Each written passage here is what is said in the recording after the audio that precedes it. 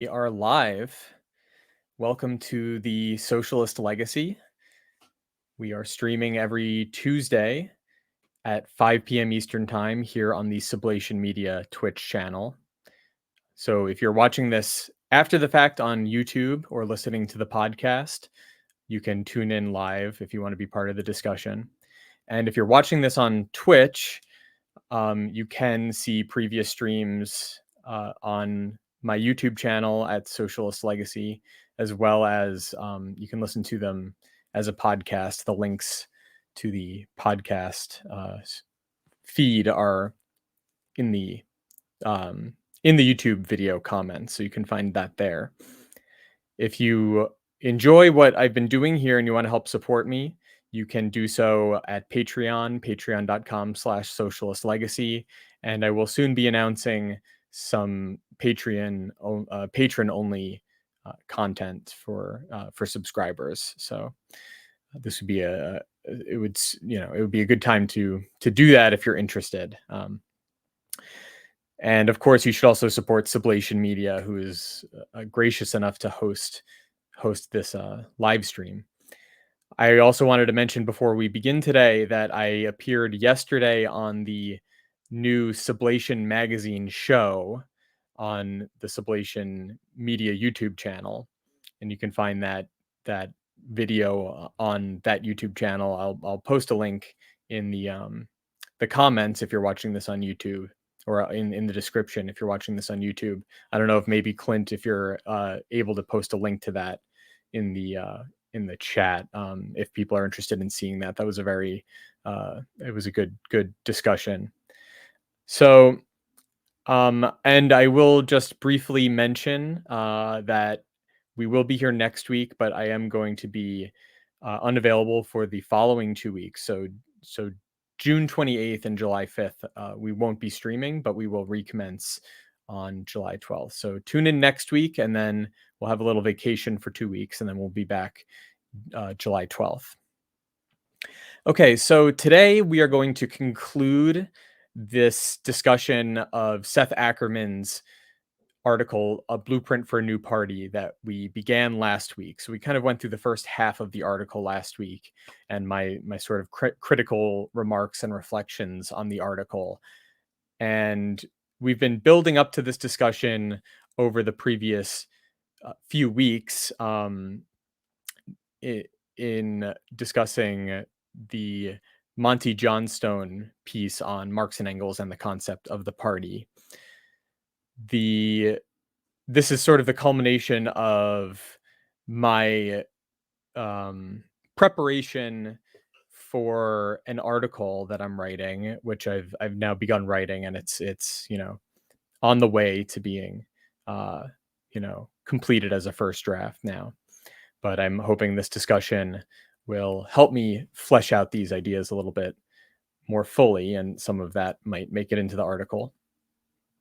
The article being a critical examination of Ackerman's plan or model for a new party, his sort of proposal for DSA in the post-Sanders world, the world of politics after the Bernie Sanders campaign of 2016. A critical examination of that plan in light of the Marxist conception of the proletarian party, which Johnstone's article outlines in a very sophisticated and helpful way. So I want to sort of summarize some basic points that we went over last time that I think are crucial. And then I'm going to go somewhat quickly, I hope, through what remains to be discussed in the article. And I want to focus as much as possible on a discussion of what we've been talking about thus far. So to begin, as I said last time, Ackerman sort of sets the stage for his proposal by signaling what his political commitments are. what he's politically seeking to what kind of political agenda he's seeking to advance through his proposal. And that can be, he summarizes that as a serious electoral politics to the left of the Democratic Party. And this is something that he sees the Sanders campaign as having sort of reawakened interest in the possibility of such a politics. So a serious electoral politics to the left of the Democratic Party. This already sets up where he's coming from, in that he's taking for granted that, for one thing, the Democratic Party is itself on the left wing of the political spectrum, which of course is a commonplace. That's how the term left wing is generally used in American political discourse, as essentially synonymous with, if not the Democratic Party itself, then with, in a sense, the more radical side or fringe of the Democratic Party's base. So the left is, if so, either the Democrats just are the left, or the left is attached in some way to the Democratic Party as sort of its radical uh, element, a more radical element of the Democratic Party. But in any case, the Democratic Party is seen as to the left of the Republican Party, which is seen as the right wing of mainstream capitalist politics. And hence the Democratic Party is the left wing of mainstream capitalist politics. Or as Adolf Reed puts it in his article in the same Jacobin issue as Ackerman's, his sort of response to Ackerman, he describes the Democratic Party as the left wing of neoliberalism. So what Ackerman is seeking is a politics to the left of the Democratic Party, in the sense that he's taking for granted that there is some commonality between the sort of politics that he is committed to and the Democratic Party, what the Democratic Party stands for, at least insofar as they are both to the left of the Republican Party and on the left more generally, whatever that might mean. And what he's seeking is a politics to the left of the Democratic Party, in the sense that it goes further in this direction than the Democratic Party does. So it's a politics of that sort of radical element of the Democratic Party's coalition that is, not necessarily, depending on who you ask, I suppose, prominent, but has a sort of role within the Democratic Party's milieu, and its and its kind of ideological, uh, uh, the realm of discourse around Democratic Party politics. So AOC, for example, Alexandria Ocasio-Cortez, and the other members of the Squad, and Bernie Sanders, of course, and earlier, in an earlier period, a kind of pre-Sanders campaign period, there was more emphasis placed on the kind of progressive coalition, or progressive caucus, so the progressive caucus of the Democratic Party. So sort of the left wing of the Democratic Party in that regard, the more progressive elements as opposed to the more moderate elements. So this independent party, this serious electoral politics to the left of the Democratic Party for Ackerman needs to take the form of an independent left-wing party rooted in the working class. And as I mentioned last time, this way of thinking about the relationship between such a politics and the working class is at variance with the Marxist conception, in that Ackerman approaches the working class as a constituency for this political project, to be won over to this political project. And he especially emphasizes the significance of the unions, the trade union movement, as a locus of resources, both in terms of organizational and financial resources, but also in the sense of the activist, uh, the kind of activist elements that are involved in the trade union movement that um, might play an important role as party activists, as um, political actors pursuing this political goal. So he's oriented towards the working class, presupposing a certain political standpoint, a certain political perspective, and is seeking to essentially win over the working class as a constituency for this politics. Whereas the Marxist conception, and this is a topic that we'll be addressing in future live streams, so I will go more into depth on this subject soon.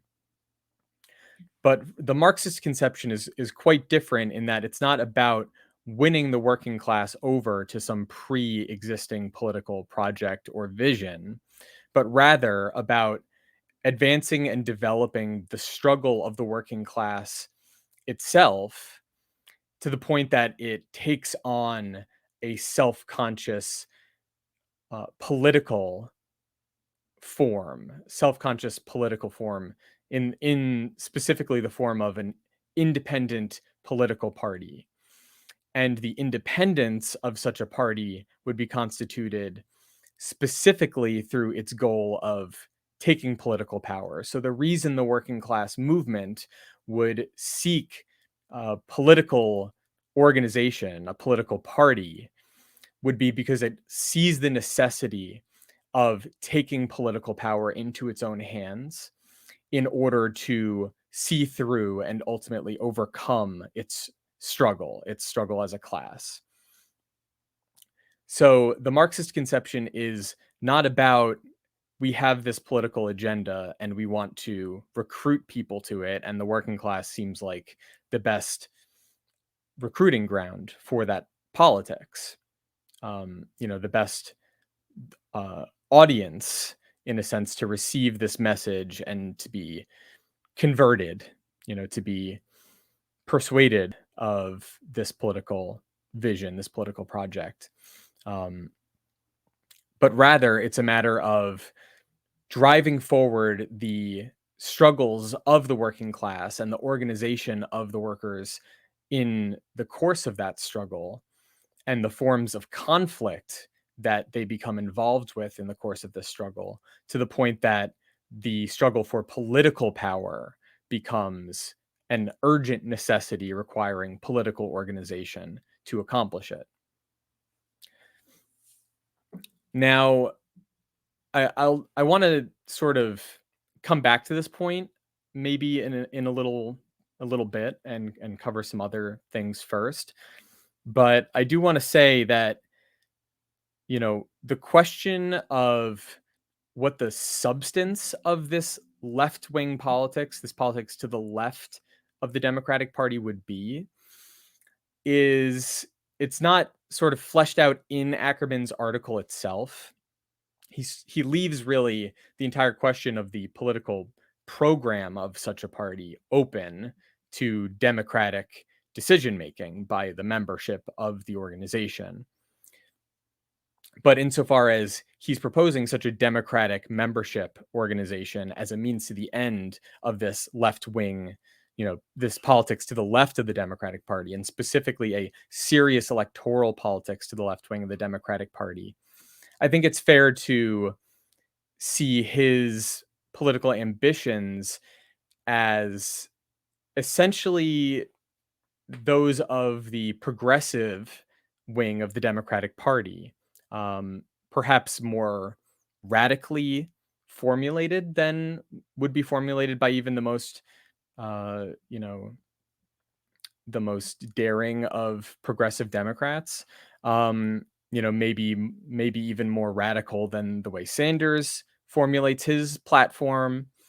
But in any case, it's essentially of a piece in that what is sought is state intervention in society and specifically in the economy, although not only in the economy, for the benefit of the working class and oppressed peoples more generally.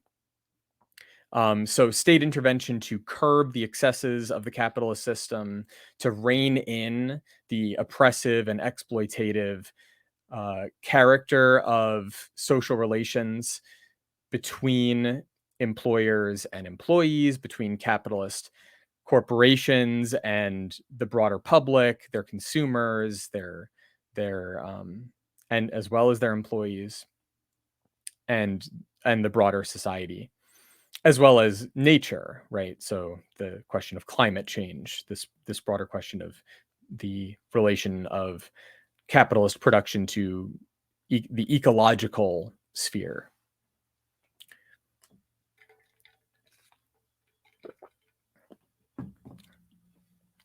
A progressive politics would see state intervention as necessary in that regard, and progress would amount to more intervention, to more systematically and thoroughly mediate the excesses and harmful effects of this form of society. So the radical to the this radical progressive politics, in the sense of to the left of the Democratic Party, farther left than the Democrats themselves are willing to go, would take the form of a much more aggressive um, advocacy for such state intervention. And that sort of dovetails with the emphasis on elections, on electoral politics, on getting serious about electoral politics. And while Ackerman isn't specific about what exactly he means by serious, presumably what he means is seeking to get elected. Serious in the sense of running in elections with the goal of actually winning those elections, winning elected offices, and using those elected offices to pursue this political agenda. He does kind of contrast that kind of seriousness in his article with the unserious character of a lot of third parties, especially what becomes of third party efforts after a certain period of time, in which it becomes evident that the third party project is not going to be able to mount a serious political challenge, and instead takes the form of a kind of protest, a protest of the two party system, and is populated by activists preoccupied with registering their discontent with the two party system, rather than concerned with a strategy for wielding political power, or at least influencing political power in a substantial way. Pardon me. So this is, I think, what Ackerman is aiming at.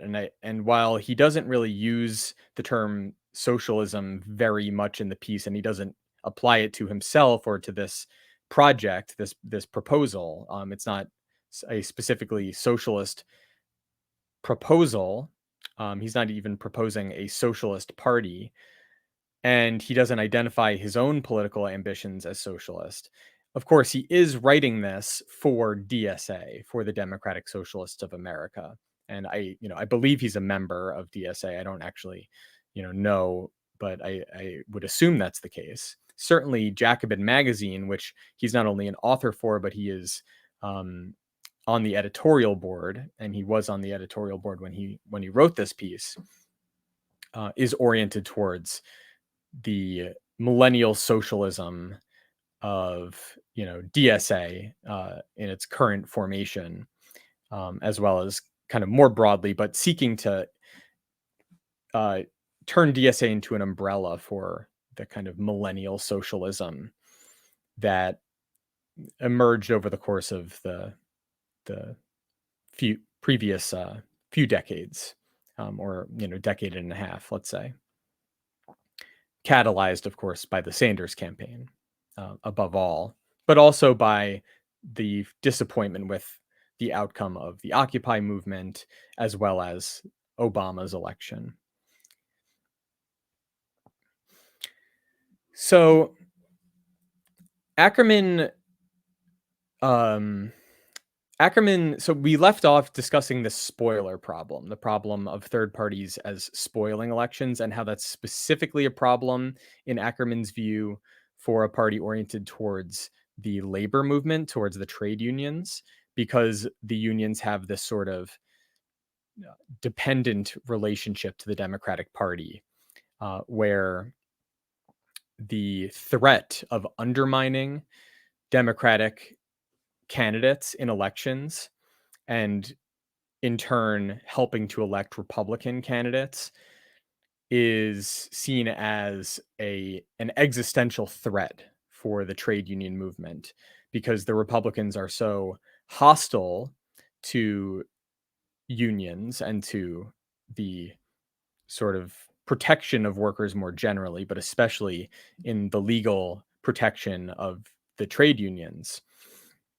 And the Democrats, by contrast, are seen at best as, as allies to the labor movement, and at worst as not as deadly of enemies as the Republicans are.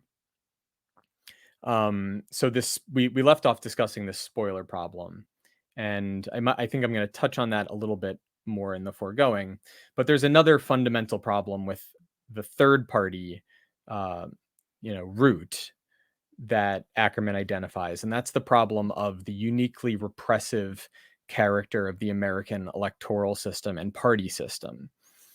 So he in fact goes so far as to compare the the American political arena to that of the soft authoritarianism of a country like Russia, and for that matter, in elsewhere in an interview he did with Jacobin, I think about a year and a half after this article was published, he he essentially he compares the American two-party system to the communist system, as he puts it, of the one-party state, and says the difference between them is essentially that, you know, while the communist countries would have a one-party state ruled by the Communist Party, America has a two-party state.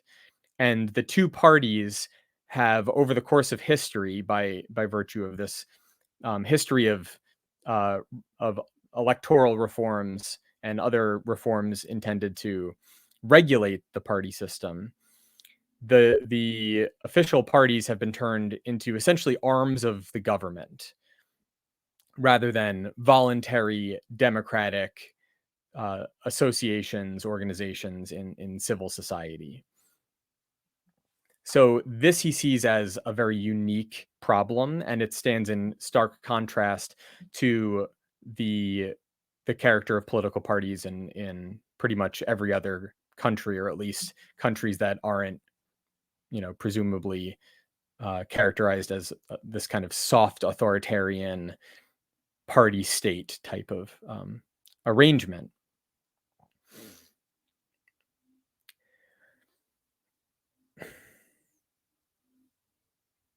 So something is interesting to me about Ackerman formulating this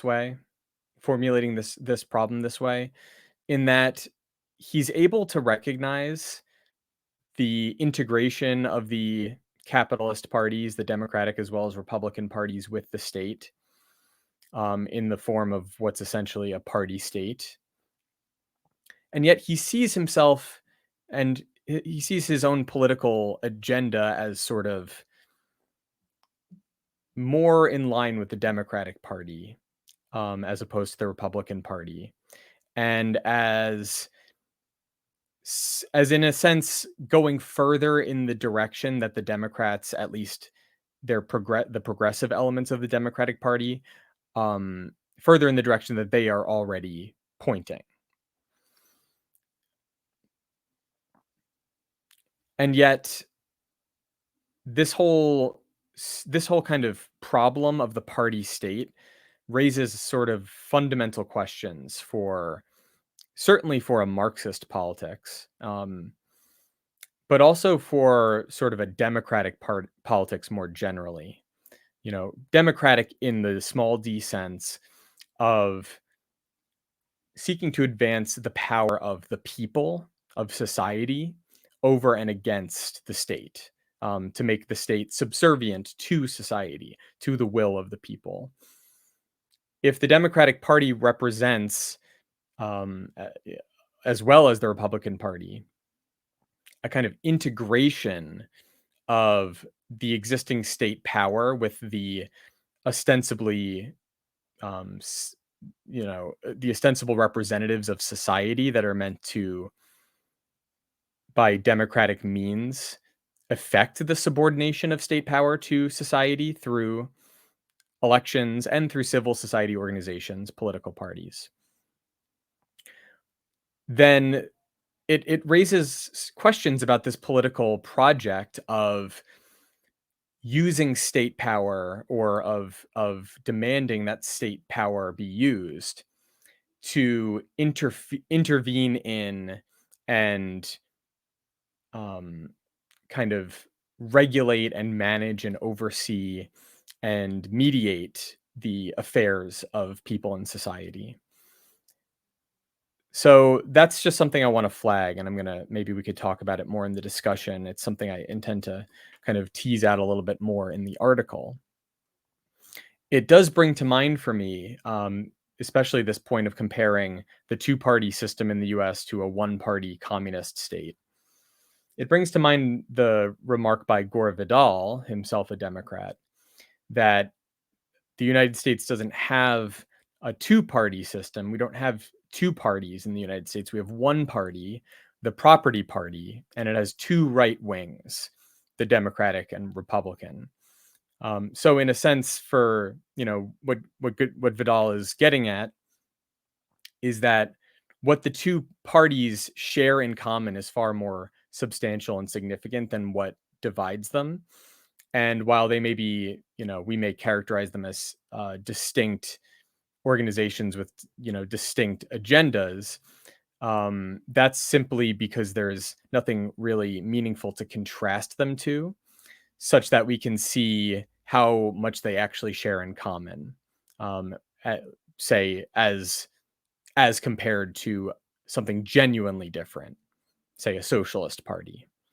Um, so yeah, it's the fact that someone like Vidal could be, you know, could be able to see that it doesn't really make sense to characterize either wing of the property party, of the capitalist party state, as left wing, but rather they are kind of different varieties of right wing politics, of conservative politics. They have, they're both conservative in the sense that they both seek to perpetuate and defend and uphold the status quo, and they differ only in the kind of details about how that should be done, about what aspects of the prevailing order are essential and need to be preserved, or at least prioritized over others, and what elements of the status quo are deleterious and need to be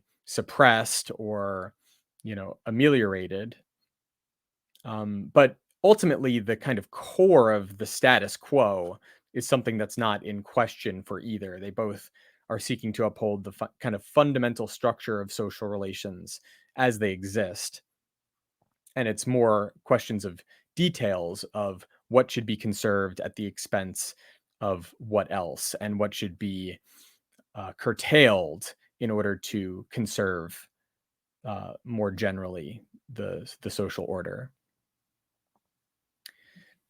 So, Ackerman defines political party as a membership organization, as a voluntary democratic membership organization. And he says by this criteria, the Party as well as the Republican Party are not really political parties at all. They are, in fact, something more akin to, um, you know, they're more akin to elements of the government, of sort of an extension of governmental power into the electoral arena, They're regulated by the state, and they are both in terms of how they must organize themselves, elect their leadership, and so on, as well as in the primary process by which they decide upon candidates for office. Um,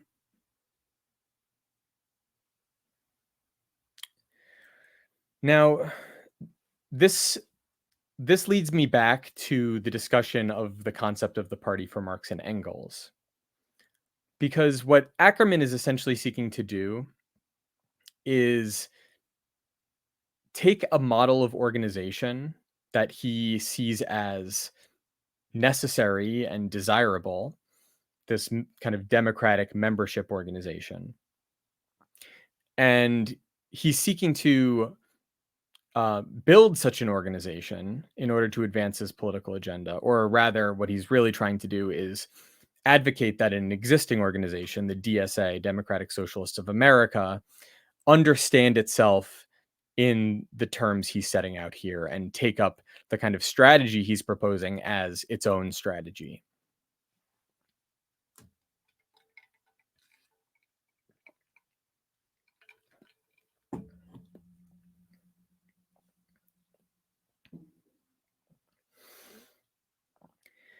This is distinct from the approach Marx and Engels had. And I talked about this to some extent last week when I was discussing the concept of the party nucleus, or the party in the process of formation for Marx and Engels. Namely, the party in its kind of mature form should take the form of a kind of political organization, and perhaps a membership organization. But Marx and Engels are sort of agnostic as to the specific form that the party must take.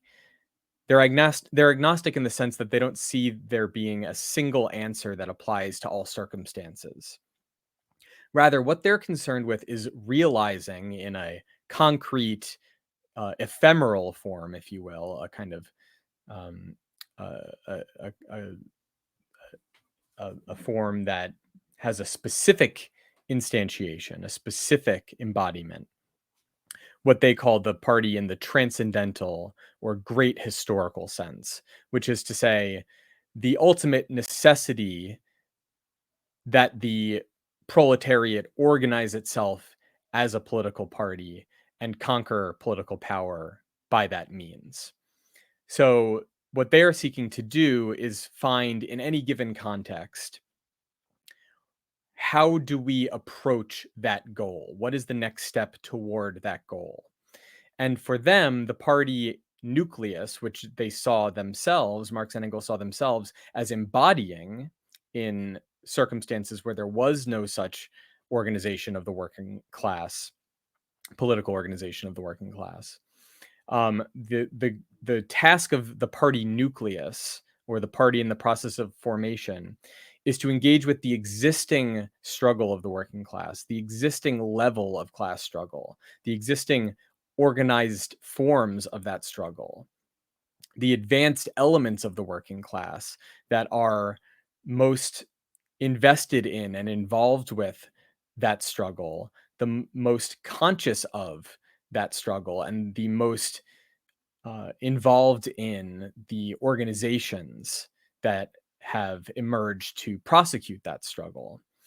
Um, Marx and Engels sought to engage with the working class, not only those advanced elements and not only the organized sections of the working class, but the working class more broadly. But they did see it as essential to engage with the most advanced sections in order to um, encourage those advanced sections to take the struggle to the next level, in the sense of seeking to organize the workers organize the working class as a whole, to see their struggle as the struggle not only of some particular section of the working class, but as the struggle of all working people, of all wage laborers, and ultimately not only wage laborers, and to seek to organize um, on that basis. So to organize the working class as a whole, first and foremost, to organize the working class around its distinct interests as opposed to the interests of the capitalist class. And for them, this would ultimately point to the necessity of the political task of taking political power as a class. So the goal was to kind of elevate the struggle from the point where the workers were not yet organizing themselves as a class, but were divided against each other, whether or not directly in the sense of actively confronting, whether there were actually kind of active antagonistic conflicts within the working class or not. The very nature of working class struggle in a stage in which it's not yet seeking to constitute itself as a struggle of the working class as a whole is a kind of primitive and immature uh, moment. And so, first and foremost, they're seeking to encourage the working class in its struggle, and specifically the advanced elements, to understand and to take up their struggle as a struggle of the workers as a whole, and to organize the working class as a whole to that end, around a common struggle based upon their common interests and their distinct interests as opposed to those of the capitalist class. And then ultimately this kind of pointing to the necessity of taking political power. That would be the kind of end goal of that sort of advance. So the next step from a divided working class would be uniting the working class around its common interests. And the next step from there would be grasping those united interests as um, requiring political power to be for their pursuit.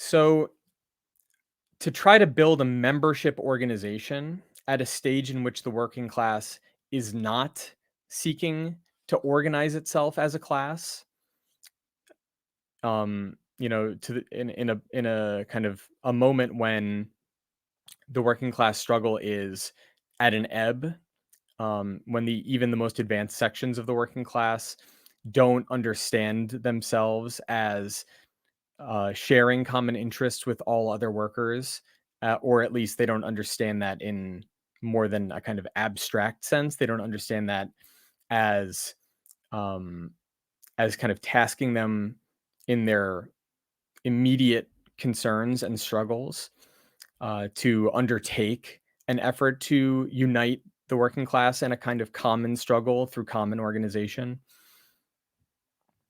Um, Marx sees Marx and Engels would see the effort to impose a form of organization that is not appropriate to the current level of the class struggle on the working class, or to in other or to put it otherwise, to try to recruit working class people to an organization that exists not because it's necessary as a emanation of the class struggle at its present stage of development, but rather an emanation of the ideas of socialists or other political actors, um, who are seeking to kind of find supporters for their platform, their project, their goal, their agenda.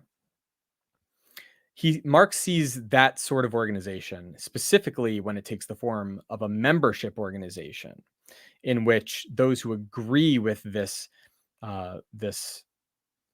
goal and these ideas are divided against those who do not, by virtue of an organizational distinction, a barrier of membership and organizational discipline. Marx sees that as sectarian. So the very kind of project that Ackerman is setting out for himself here is, from a Marxist perspective, a sectarian project in the sense that it would create an impediment to the effort to constitute a proletarian party, um, by engaging with the existing struggle at the level at which it presently is.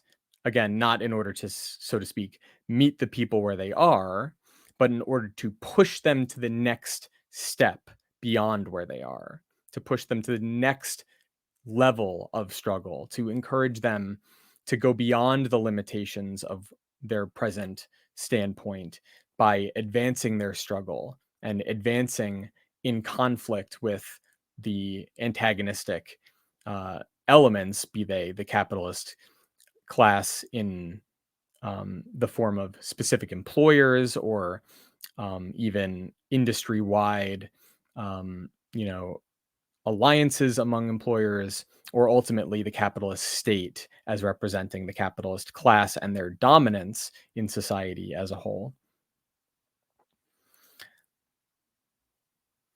So that's sort of, I think, the kind of core problem with what Ackerman imagines here. He thinks he's proposing a new form of party, um, and the innovation is not in the membership organization, but rather in the opportunistic use of the Democratic Party primary elections to advance a distinct membership organization that is able to exert discipline over its candidates, and to do so on the basis of a platform that is democratically um, decided upon by its membership. The problem is that, of course, for one thing, it would be, it would be one thing if this was just an abstract proposal, but the organization that Ackerman is talking about does exist. It may not exist in the sense that um, DSA is not thoroughly committed to the Ackerman plan, although he is, in a sense, um, rationalizing an approach to electoral politics that DSA is already has already been kind of, um,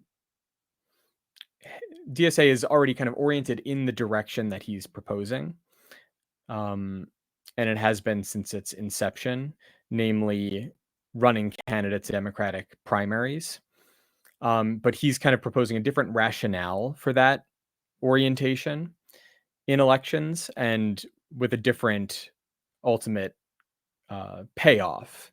So he sees this as a means of building an independent party by taking advantage of the kind of hollow character of the Democratic Party as not really a party, not really an organization unto itself, but as essentially a kind of formal aspect of the electoral process that is, imposed by the state. But the problem here is that he's essentially affirming the sectarian character of DSA as, um, as taking up a political standpoint on the basis of, whatever convictions the members may bring to the organization, that does not emerge from the class struggle itself, but is rather uh, seeking to impose itself upon the working class and to recruit from the working class, uh, on the basis of its platform, on the basis of a platform that it has already formulated. And so, who are the members of DSA that are constituting it? It isn't the working class. That's not to say there aren't working class people in a sociological sense in DSA. Rather, it's socialist intellectuals. And that may mean advanced workers who are intellectually, um, you know, engaged with socialist ideas. But the point would be that they function as intellectuals. They function as people with the right idea or with ideas that they're trying to promulgate rather than as participants in the class struggle per se. So the kinds of ideas that might be circulating within DSA might take on some relevance for the working class in the course of its struggle at some point. But we're far from that point. We're far from the point where we would have a working class organized and conscious enough in the course of its struggle that it could engage in a democratic debate over, say, the kinds of issues that are uh, debated within DSA or that become codified in DSA's platform. And this sort of sectarian standpoint is, I think, it has a sort of uh, it has a sort of how to put this. It works together with the kind of statist conception of politics that Ackerman already apparently is committed to based on what I described at the outset as his orientation towards the progressivism of the Democratic Party's left fringe. So this kind of statist conception of politics as um, essentially getting the state to intervene in society, to mediate the affairs of society. It's sectarian in the sense that this is in a sense of a piece with sectarianism in that it presupposes that the working class itself is incapable of taking its affairs into its own hands, and what the kind of extent of what working class politics would mean would be workers voting for the advocates of some policy, some state policy, and maybe against some other state policy. It wouldn't be a matter of the working class taking over the state and transforming the very function of state power in the process of doing so. Okay, so let me see. I think I covered a lot of what I wanted to talk about. I think let me make one more point and then I'll open it up to discussion. So with respect to the repression, the repressive character um of the kind of legal infrastructure of electoral politics in the United States, it's sort of pathetic to me, and I mean that with respect, but in a kind of technical sense, it's pathetic to regard the character of the American electoral system as so profoundly repressive that it is impossible to mount a serious electoral campaign um, without doing so under the umbrella of one of the major parties. It's pathetic because it really raises the question of what the function of electoral politics even is, what we're even trying to accomplish with electoral politics. And I talked about this last time. I won't reiterate the point I was making last time. But what do we mean when we're talking about getting serious about electoral politics? As I said, I think for Ackerman it means winning office and using elected office to pursue the political agenda set out in the party platform, which is all well and good, but that depends on what we mean by using the elected office, what kind of use we're putting it to. Um, but there were serious uses of electoral politics there were serious engagements with electoral politics in far more repressive circumstances that paid off far more profoundly than I think the Ackerman plan could hope to. The most prominent example would be Chartism. Of course, the Chartist movement, the working class didn't even have the right to vote or to stand candidates for parliament. And yet they organized a mass political party that became a serious force in not only British politics, but international politics. And, a force so profound that it very well could be the case that there would never have been any such thing as Marxism as we now think of it without Chartism.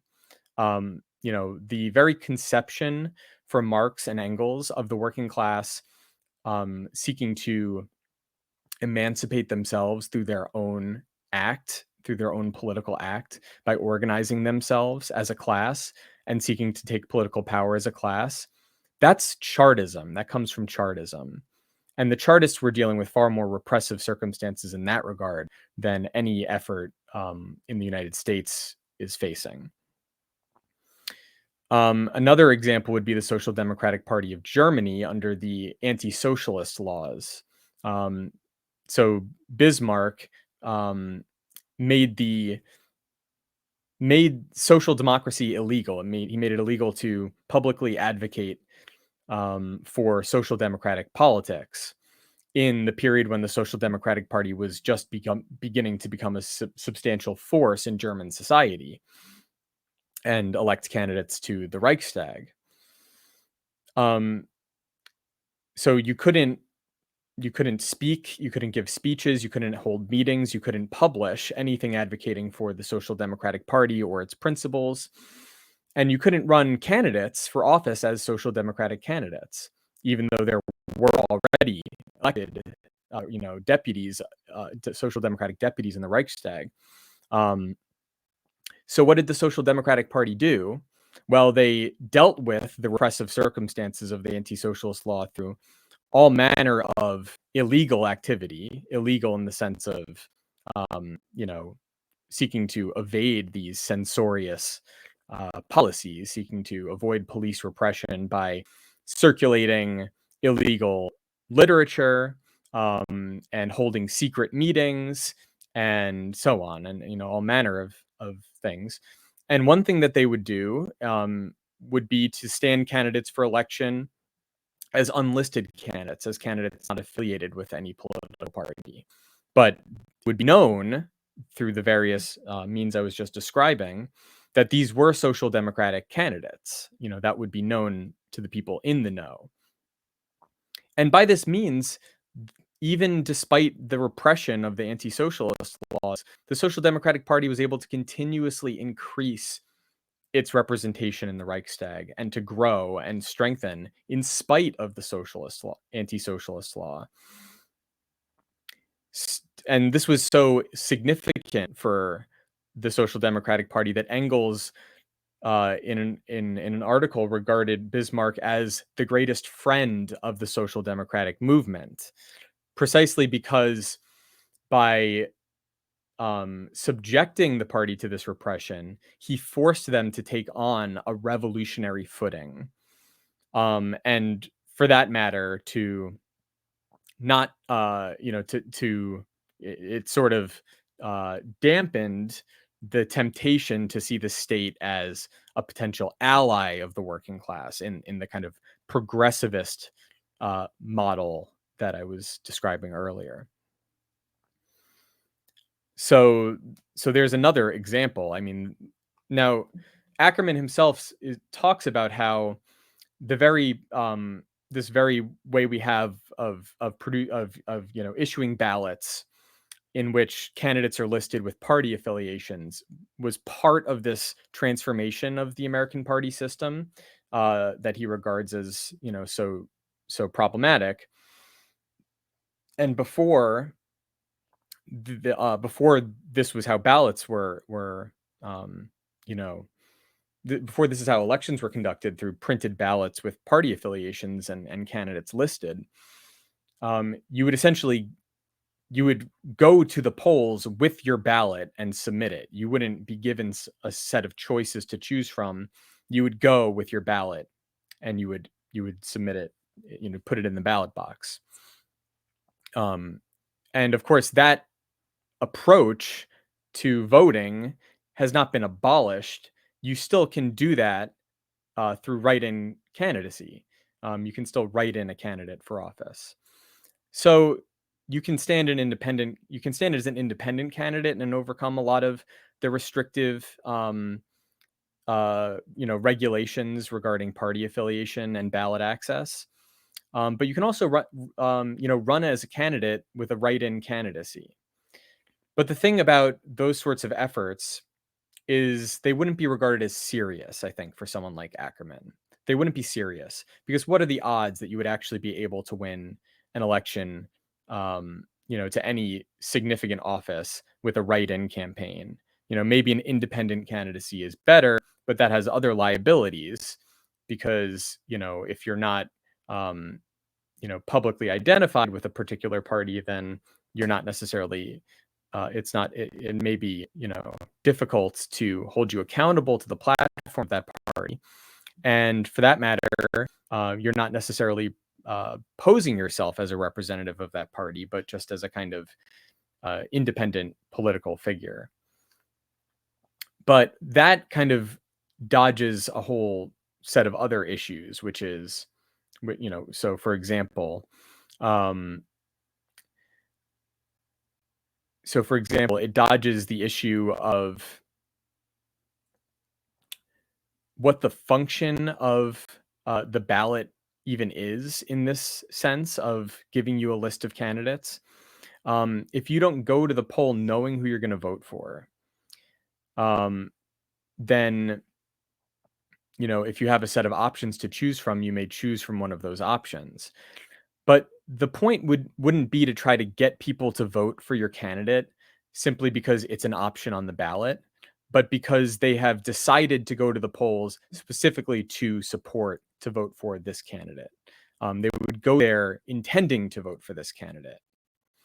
And in that sense, they would know why they're voting for this candidate, even if they're listed as an independent. They wouldn't need to see the party listed there to know, I'm going to vote for this candidate.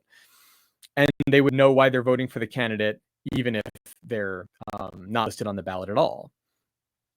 So that's a question of the role of the electoral campaign as a propaganda exercise and its relationship to the broader activity of the party in society, the relationship between electoral agitation and the kind of broader struggle of the working class that is being expressed and represented through those campaigns. It also raises the question of what good it does to elect candidates to office at all if you are in a minority position. So if we're talking about the legislature in particular, if you're in a minority position, you can't do anything with a minority position in the legislature unless you ally yourself with other parties, or at least elements of other parties. And for that matter, the legislature itself is incapable of doing anything without the executive, without the executive branch of government making good on the laws that are passed. So it really does come down to developing a kind of majority, a kind of mass of power represented through electoral majorities, both in electing a majority of representatives in the legislature and being able to elect the executive through a majority in that election. That would be what would be necessary to take hold of political power as a party. And if what we're talking about is not taking power as a party, but rather as simply getting certain reforms passed by whatever means necessary, then of course, collaborating with and compromising with other parties in the legislature and seeking the support of another party holding executive power might be unobjectionable. But if your conception of the party is as a representative of the distinct interests of the working class, as opposed to and irreconcilable with those of the capitalist class, and is ultimately requiring the conquest of political power by the working class, then this kind of road of compromising with the capitalist parties is not really open, or at least there's a very limited scope to what kind of compromises would be acceptable. They would have to be the kinds of compromises that don't compromise on the fundamental goal of the political of the proletarian party, that don't impede that goal, and that don't confuse the issue of what's actually being sought. So it's a pretty limited scope, and what would the goal of electoral contests and of winning offices and using elected office if it's won would not be to collaborate in whatever ways possible with other politicians of the capitalist parties to do X, Y, and Z. It would be above all to stand in opposition to those parties, whichever one happens to be in the majority in the legislature and whichever one happens to hold executive power, to stand in resolute opposition, irreconcilable opposition, and to give expression to that opposition, not only in the electoral arena, but throughout society, and using the kind of political platform of elected offices and electoral contests to broadcast that opposition, and to agitate people, to kind of spread an agitational message. So that would be a serious electoral strategy, in a very different sense from, I think, what Ackerman is what he means by a serious electoral strategy. But that, of course, wouldn't simply be an electoral strategy. It would depend and would be kind of inconceivable without a whole kind of mass of activity, organization, struggle of the working class, backing it up and making it necessary for the workers to express their opposition to the capitalist class and the capitalist state through the political arena. That would have to become necessary, such that the workers are seeking to be represented in the electoral arena in that way, and are, for that matter, not just seeking someone else to represent them, but are standing their own candidates. So that would be a serious electoral strategy, but it would presuppose a lot. It's not something that you can simply start doing, when you decide to do it. It would have to become necessary on the basis of the development of the class struggle. Okay, so I don't want to continue just rambling here. I think I could keep going on, but I think I've covered all of the kind of essential points that I wanted to, maybe not as concisely as I hoped. Yeah, so Clint, I don't know if you have any thoughts, or I don't know if anybody is watching that would like to ask a question in the chat, but we've got a couple of questions in the chat, and we've got a massive view bump. So I just wondered if anybody's been following that. Oh, great. Feel free to write anything any sort of question in the chat. So basically, part of what you were laying out there, Reed, is about how the sort of conception that Ackerman had as a sort of high expression of the millennial left was about imposing a membership party onto the working class in order to enable the a sort of electoral takeover of the state, or not, perhaps takeover is a bit too much, but an administration of the state, as opposed to raising the working class, his own movement, to a political consciousness of its own interest, of its own task, which would be ultimately state power. So Distard is confused by how Ackerman can be both sectarian and opportunist in this sort of approach that you've laid out. So could you maybe talk about how do those hang together? Yeah, it's a great question, and I mean, there's an obvious sense in which sectarian and opportunist are sort of polar opposites. Like a sectarian position and an opportunist position are seemingly mutually exclusive, right? One is like far left, one is far right. Um, one is seeking to be as kind of staunchly principled as possible, even if that becomes kind of politically self-defeating, whereas the other one is willing to sacrifice any principle for what's politically expedient, and specifically compromising on those principles. But really, these two phenomena are two sides of the same coin. Sectarianism and opportunism are two sides of the same coin, and that's in the sense that they both are expressions of a sort of um, a a well, how to put this exactly?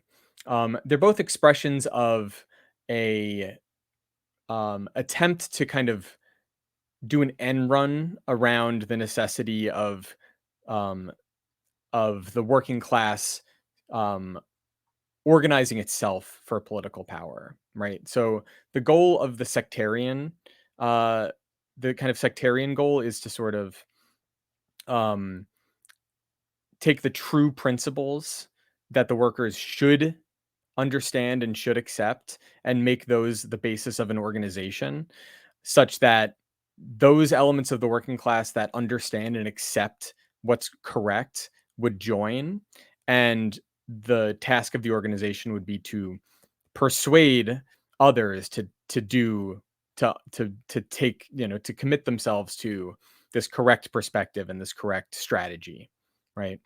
um Whereas what the opportunist seeks to do is circumvent the actual state of the class struggle by um, by, in a sense, uh, liquidating the development of the independent position of the working class in order to um, achieve concrete gains, right? So liquidating, not necessarily in the sense of abandoning, but sort of suppressing or um, otherwise minimizing the necessity of taking political power, right? Um, what they both exhibit is a kind of impatience with the current level of development of the working class. So the sectarian is impatient with the underdeveloped consciousness of the working class, its lack of revolutionary, conviction, and its lack of a kind of understanding of, depending on, what your given sectarian shibboleth is, of what the correct perspective would be. The opportunist, and I think Trotsky makes this point I think he makes this point in Results and Prospects. Um, the the opportunist is also impatient in the sense that um, they are, they don't want to have to wait for the working class to develop to the point of um, taking political power into their own hands, to advance the interests of the workers. Um, they want to be able to do what's possible now, right? They want to be able to kind of realize what's possible now, and in that sense, cash in on the the extent of development of the working class struggle without holding out for something in the future. They're both kind of impatient with the state of the working class struggle as the kind of motor of politics. Um, So I don't know how satisfying To that put is of an it, answer. perhaps to put it a little bit less charitably, the impatience is that because we know what to do with this state, and therefore we're going to impose that sort of sectarian line, and therefore opportunistically use the state. Right. And as No Free Will says, I think electoralism comes from taking for granted the existing order as the way to power, in order, as you're saying, not to have to organize properly to defeat it. Right. Yeah, definitely.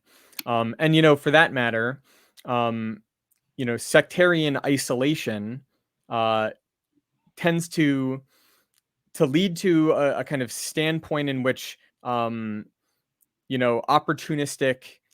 uh, you know opportunistic um, measures are taken to overcome isolation, right? So there's sort of this pendulum dynamic of a kind of ultra leftism swinging into a kind of opportunist, deviation, so to Mhm. speak. So basically, The we just follow every trend Right, because we're so sure right, that it's like we have our sectarian line and nobody's listening to us. Oh, so we're going to climate change. Oh, you really want to protect abortion rights? You got to follow us. Oh, you really, whatever sort of slogan comes up within the Democratic Party, we're going to do that even better in order to bring you to our line.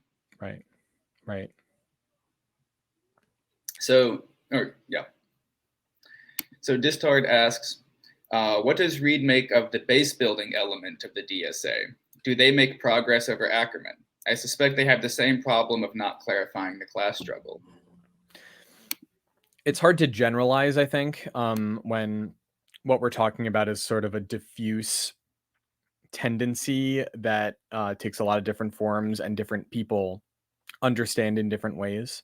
I'm really more comfortable. I'm not so comfortable generalizing in that sense because I think it's very for one thing it's very easy to say, I could say something about the base building tendency, and you could say, well, that doesn't necessarily account for what X, Y, and Z are doing, right?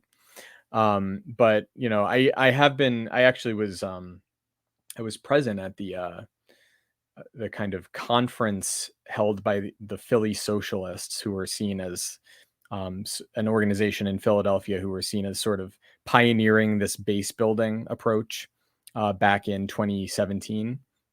I was present at the conference they held for a, for many different organizations around the country. Um, and so I was kind of privy to a lot of these discussions, and I followed the sort of back and forth between leading figures among this base building tendency at the time. So I don't want to paint it with too broad a brush, but I will say this: I think there is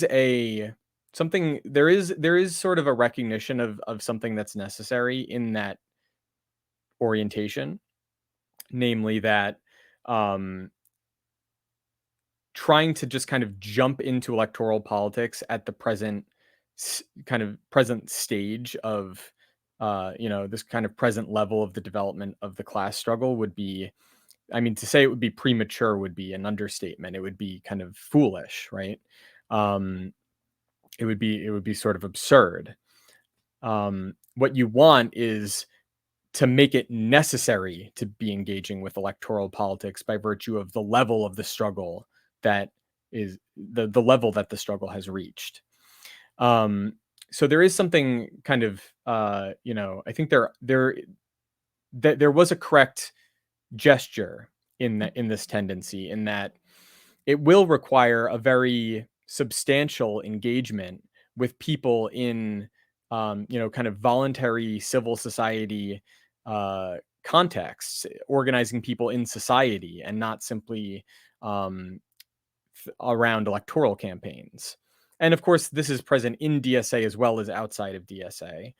There are elements in DSA that are kind of anti-electoralists, or at least kind of colder on the electoral orientation, and want DSA to have a more of a base building tendency.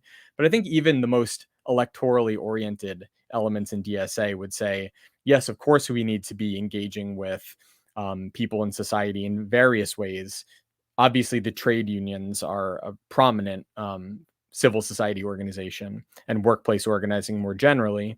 But there's, all sorts of other forms that might take. Um, so I think that's a correct tendency. But I think the problem, so this gets into a kind of deeper problem, and I want to get at this problem in the next few sessions. And which will also kind of get into this question of sectarianism um, more substantially, um, engaging with the work of Hal Draper. So one of the inspirations for the base building tendency were a couple of articles that Hal Draper wrote in the 70s, right as he was kind of giving up on the sectarian group that he had helped to found, that would what became the International Socialists, which gave birth ultimately to both ISO and Solidarity. Um, and the articles are there's two different articles on the microsect, um, and that was sort of Draper's indictment of what became of the New Left and um, the kind of state of socialist politics in that moment, and his sort of diagnosis of the problem, as well as his sort of recommendation for an attempt to kind of overcome this problem. Um, so so in essence, what he was recommending was not simply an orientation towards civil society organizing on its own, let alone trade union work on its own.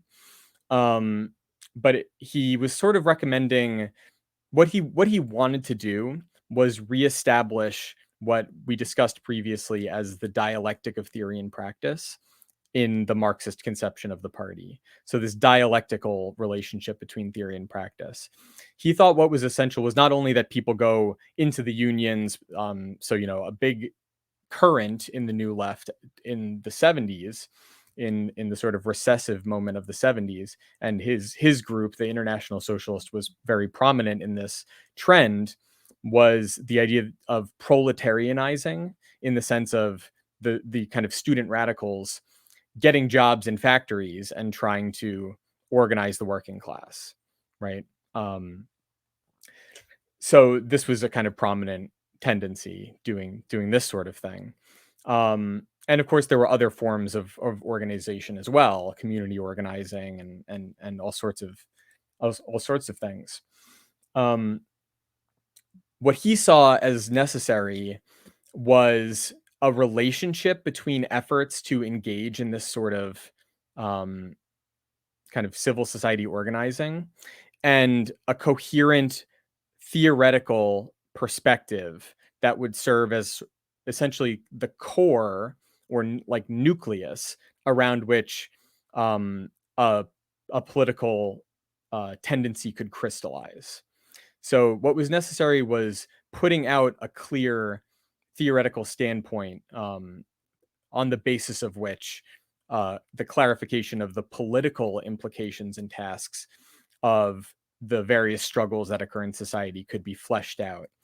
And that would sustain, it would provide sustenance to people engaged in civil society organizing, in the sense of helping them understand the broader context of what they're trying to do, and what the kind of ultimate trajectory of the sort of thing they're trying to do should be. And it would also, and not in the sense that there needs to be like one standpoint that's correct, but in the sense that this sort of approach would allow a variety of different kind of theoretical assessments to contend with each other, and for the people engaged in this sort of organizing work to think through the differences in these different perspectives, not in sort of an abstract context of just engaging with the ideas of on their own terms, but to the extent that they help clarify the work they're trying to do, in engaging with people in society, engaging with workers in the trade unions or in workplaces, and more, and in other contexts as well. So I don't think that the base building tendency made good on what Draper was recommending. And I think they fall into the same sort of kind of problem that another element another political element relevant to DSA that was influenced by Draper does, namely the so-called rank and file strategy. This comes out of Solidarity, which, as I mentioned, was an offshoot of the organization Draper helped to found. And it's, I've seen this idea of a rank and file strategy circulating in DSA pretty prominently. And it's a similar idea. It's trade union oriented specifically. It's not this kind of broader sense of kind of community organizing, and organizing around a variety of struggles in society beyond workplace issues. It's more focused on the trade union movement specifically. So not just workplace organizing, but specifically engaging with the existing trade unions.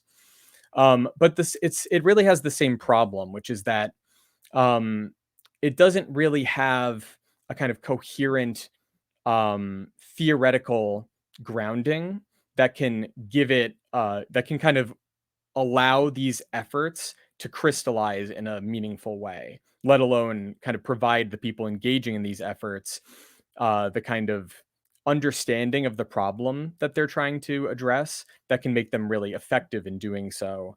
Obviously, there's kind of technical and interpersonal skills you need, but you also need a kind of a kind of big picture understanding of the problems facing society and how those manifest in these various concrete contexts. So that's missing, and the way that that gets provided, the way that has been provided since the 70s and even earlier, is sectarian organizations would send their members into the trade unions or into the communities to engage in this kind of work, essentially as a means of um, propagating their own perspective, right? So propaganda groups. And what they would ultimately be trying to do would be to um, recruit members for their propaganda groups that could perpetuate this work. That's what they were trying to do. That's not necessarily objectionable in itself. But the problem for Draper was the sectarian character of this approach, namely that these organizations, by sealing off their members from within an organization committed to a certain set of of dogma, a set of principles, ideas, theoretical standpoints, what have you, that they agree with, and that they are, that they decide to join this organization by virtue of their agreement and by virtue of um, their their commitment to spread and propagate these ideas. For Draper, that sort of sterilizes these efforts. It sterilizes them in the sense that it deprives them of the ability of the people involved, both the activists, if you will, but also the non-activist people that they're engaging with, from really thinking through the full range of the problem they're facing. What Draper wanted was a world of political and theoretical political discussion and argument that these activists could be tuned into without being tied down to a particular sectarian perspective. Now, today, we're in a situation where a lot of the sectarian organizations are defunct or essentially defunct. But what you had with the base building tendency was a lot of little grouplets that had their own, they had their own sort of sectarian standpoints. And that despite the fact that they were ostensibly committed to a sort of multi-tendency conception of organization. So, like allowing multiple people with different political commitments into their organizations. Um, Nonetheless, you did have this kind of sectarian degeneration. And really, the same thing is true of DSA, which is sectarian itself in this sense. Um, Despite having this sort of internal argument, between different perspectives and so on, it's sectarian not in the sense of like its ideas are, um, there's something sort of um, it's not like in the sense of like purism, right? Like necessarily having to commit themselves to this perspective and no other. It's sectarian in the sense of separating itself organizationally from the class struggle on the basis of agreement to a specific set of ideas. even if those ideas are very broadly construed. And Draper will help clarify this when we look at his pieces. Those are the pieces I want to focus on next. So just to put a point on my answering this question, there's a good impulse behind the base building tendency, but I think it gets lost because you have this lack of what's needed in terms of a kind of what Draper was proposing. This sort of open world of political discussion that's not bound by these sort of sectarian divisions. And you have cropping up these new little sectarian organizations. And for that matter, even where you don't have any kind of sectarian organization, you have a very sort of fissile mindset among activists that ultimately becomes amenable to the Democratic Party. So there is a sense in which those who aren't engaging in activism to propagate a certain organization's line are anti ideological. They're opposed to the role that such ideas might play in their organizing because they see them as obstructive to the work they're trying to do.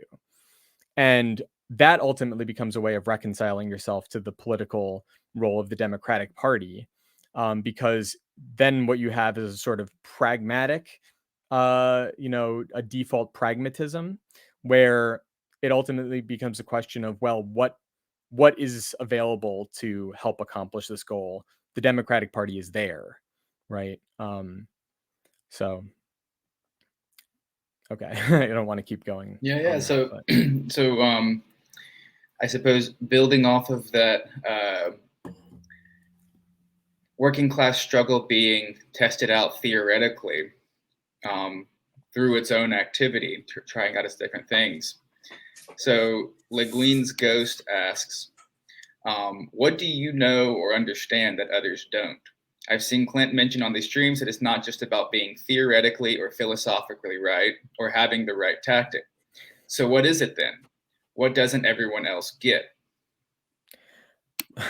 well, it's funny because that's that notion that say I know something that others don't know that they should know. That's exactly what I'm sort of. That's the kind of standpoint I'm trying to call into question here, and that's not because you should assume you don't know anything per se. I mean, I think it is good to have that sort of Socratic approach where you humble yourself and don't assume that you know the answers, but kind of question everything. I do think that's a good kind of default standpoint to have, but that doesn't mean I think you shouldn't be committed to anything, that you shouldn't be committed to saying that I know X to be true, or I believe X to be true, or I think this should be done. My point is that the problem is not that people aren't listening to me, or that the working class isn't listening to the right people, or something like that, or that, say, DSA members aren't listening to the right people with the right ideas, or to me. I think there needs to be a much more substantial um, discussion of these political questions, and like kind of theoretical background of these political questions, and specifically of the historical substance of this politics, right? So theory, not necessarily in the sense of like some abstraction, but in the sense of a grasp of the historical process that's produced our present situation. That's the Marxist kind of sense of theory, right? So that's what I think is missing, is that sort of substantial discussion. And I think what we do have in the way of political discussion, say we have Jacobin, right? But I think Jacobin is really weak. I think, for one thing, there is clearly a perspective in Jacobin magazine that is kind of uncritically forwarded, which is not, I mean, Jacobin has the right to put forward their own editorial line, but there isn't really anything out there that calls that standpoint into question in a meaningful way, at least not very prominently so. There are kind of much more marginal elements that question that perspective, but they tend to have their own hang-ups and taboos and fixations and presuppositions. So like what I'm talking about is a much more open field of discussion of these ideas, and not just the ideas as ideas, but of the entire history from which our kind of common political um, standpoint, if you will, if we're talking as socialists, comes from, and how we got into the situation we're in now. I think socialist intellectuals, whether they're seeking to simply engage in intellectual activity, writing and teaching and things like that, or if they're engaged in, trying to organize people, trying to engage with people in struggles in society, in the workplace, and so on. I think they need to be involved in a discussion that has that more robust and substantial, theoretically informed character. And what I'm trying to do, what I know, if I know anything, is, I think I have a pretty, um, I think I have a pretty good grasp on the history of socialism, and specifically the role of Marx and Engels and Marxism within the history of socialism. And I try to, with this project, bring that history and its legacy in the present. That's why that this project is named what it is. I try to bring that to bear, so that people interested in socialism and socialist politics can take this history into consideration in thinking through what their political convictions might mean today. Again, whether that means intellectually or practically, or ideally to some extent both, some sort of relationship between the two. So that's kind of what I'm trying to do. I'm trying to put what I feel like I've learned from studying this history into the public discussion into the world of socialist politics as a kind of a world of discussion of where are we, why are we here, how did we get here, what needs to be done, why is what we're doing now working or not working, what can change, what should we do differently, all these sorts of questions.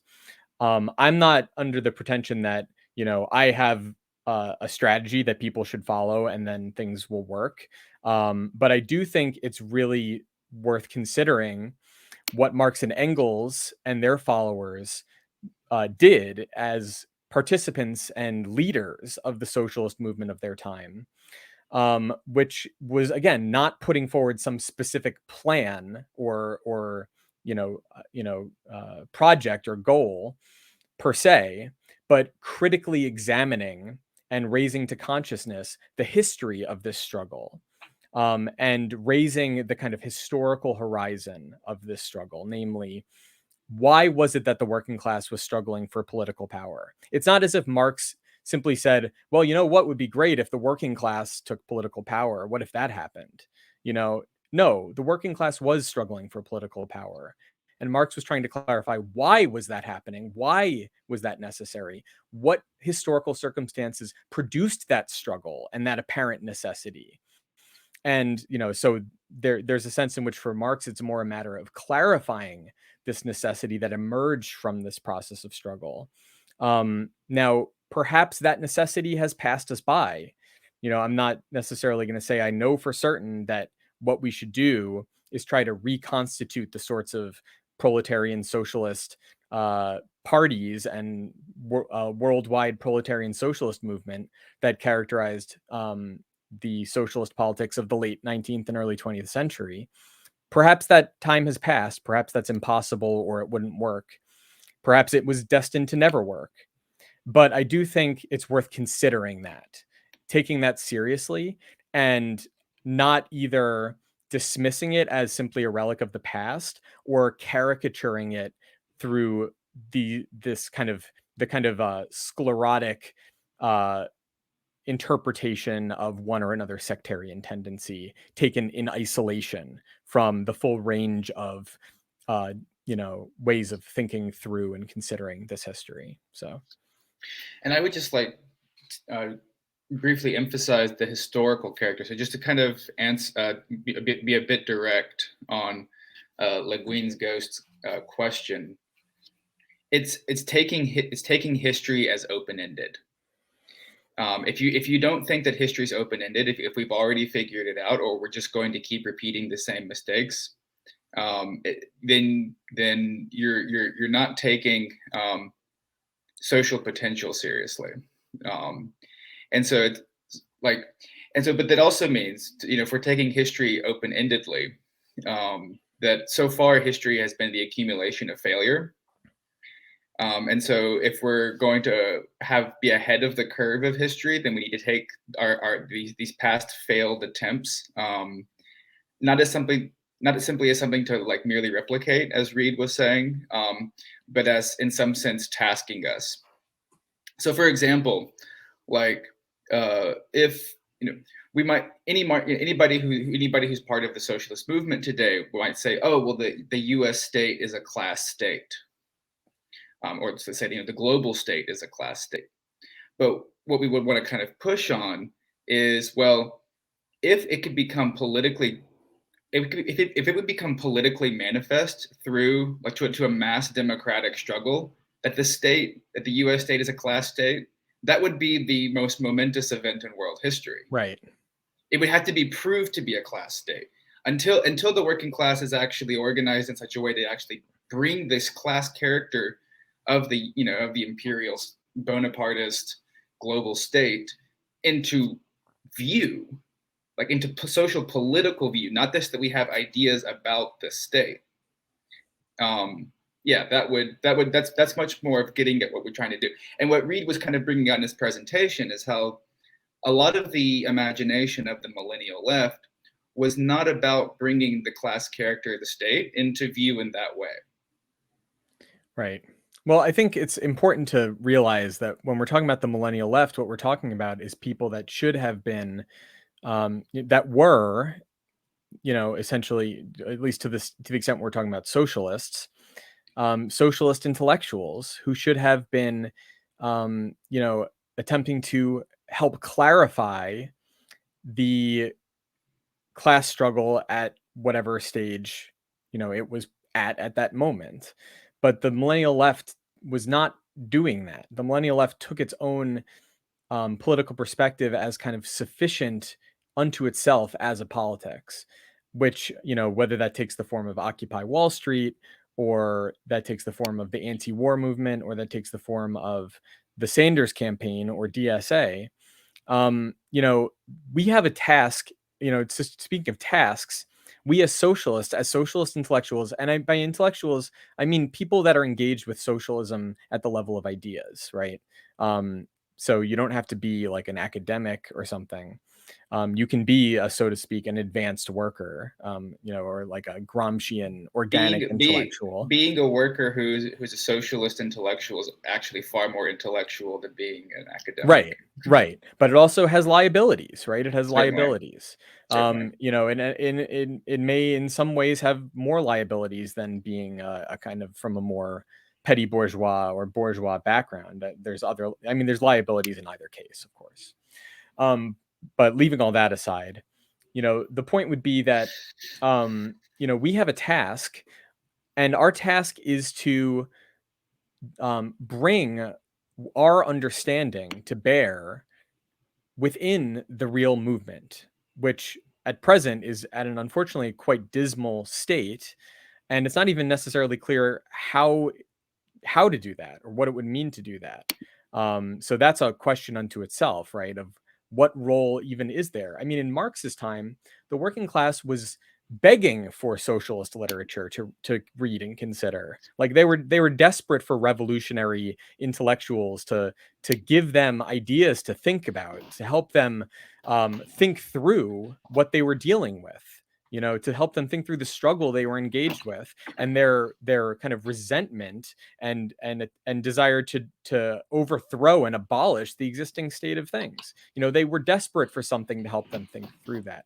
That's not where we are now, at least not broadly speaking. And to the extent that working class people are like, to the extent that there is like this sort of resentment, it often takes forms. It often manifests as like anti-socialist sentiments, in the sense that socialism is simply identified with the state, and it takes the form, of course, of a resentment of existing authorities, and that means the state, you know. But it also takes the form of just kind of nihilistic, self-destructive tendencies like suicide and drug addiction and things like that. That those aren't revolutionary tendencies, but the desire to abolish the existing state of things, if it can find no other outlet, may take the form of desiring to simply abolish one's own existence, right? So that's, how can we even bring these ideas to bear is a really substantial question that we should be talking about. But before we can even really have that conversation, we have to get clear about what our role is and what we're actually doing. We are not engaged in politics, socialist or otherwise. And if by politics what you want to do is, talk about the election cycle and who's running for what office, I mean, that's completely that's that has nothing to do with what we're trying to do, right? I mean, as socialists, that doesn't have anything to do with what we're trying to do. Or at least I would hope you would think so, right? Now that's where that you could disagree about that. But what it comes down to is we have a task. And in order to fulfill that task, we have to kind of understand that the history that we are interested in, that we are seeking to inherit, that we are the legacy that we are laying claim to by calling ourselves socialists, requires a kind of serious and thoroughgoing uh, engagement at the level of intellectual activity, at the level of theoretical activity. That you can't simply first of all, you won't get that from a sectarian organization of any kind, because there's always going to be, on the one hand, dogmatic fixations on certain perspectives to the exclusion of others. And that's the kind of sectarian tendency per se. But there's also going to be the opportunistic tendency to minimize the significance of the theoretical ideas for the sake of practical exigency, depending on the what the organization needs to do at a given moment. And that's the kind of liability of an apparently less ideologically fixed group like DSA. It may be more fluid, it may be multi-tendency, it may allow for a variety of different perspectives, and it may have democratic mechanisms to adjudicate between those perspectives.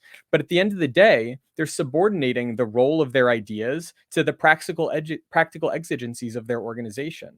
And of course, with DSA, that's especially troublesome because what they end up doing above all else is campaigning for Democrats, right? So yeah, I mean, I wanted to draw attention to something I saw in the chat as well. I might have passed by. So No Free Will says, trying to get the struggle to be self-aware and self-critical. That's what our role should be, but we need to be that for ourselves. And that means understanding the history we're inheriting as not pointing a clear way forward, but leaving us with this massive legacy of things that seem in some regards to have a lot of positive valence in the present, if in a somewhat abstract way, a way that doesn't seem immediately applicable, but maybe should be applicable ultimately.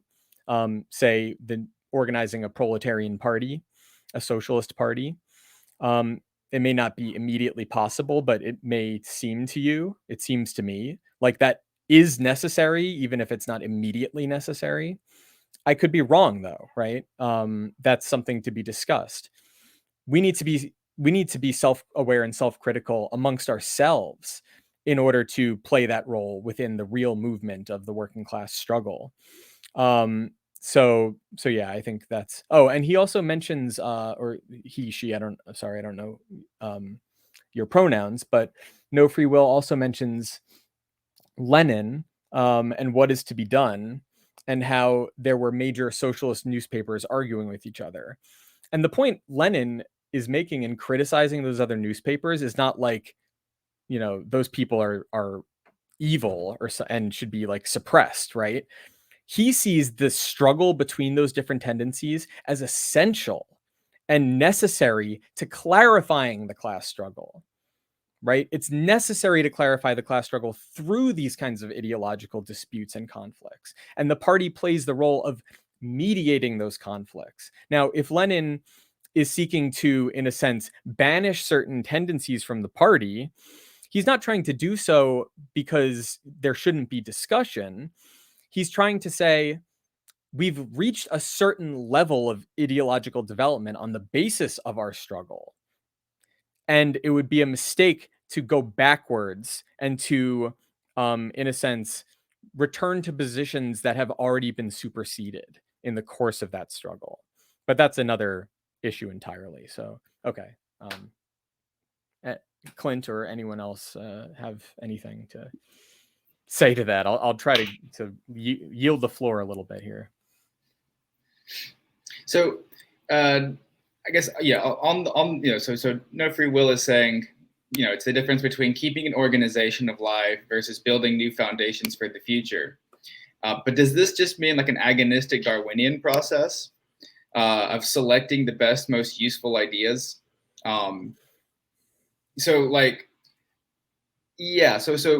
just to kind of play the devil's advocate here, then, in what sense is the Marxist understanding of history right if it's not just a Darwinian agonistic thing? And how is the Marxist clarification of the struggle different from the sorts of competing ideas within the movement itself? Mm-hmm.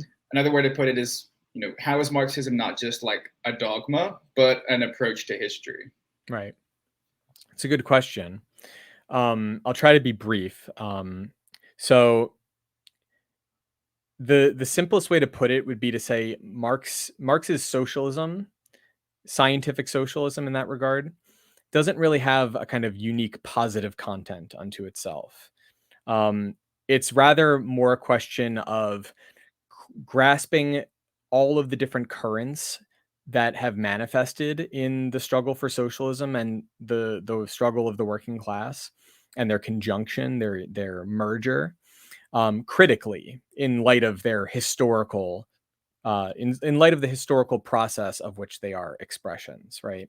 So this conception of history is really what lays behind it, right? There is this conception of the historical process that is expressing itself in these various different ideological forms.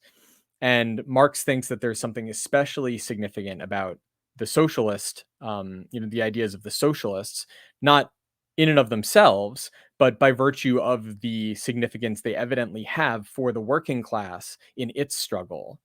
So the significance of socialist ideas for the workers in their struggle to, to address this crisis of society in the Industrial Revolution, to clarify that crisis. The one kind of unique idea that you might, in terms of political recommendations or proposals or goals that you might point to in Marx is the dictatorship of the proletariat.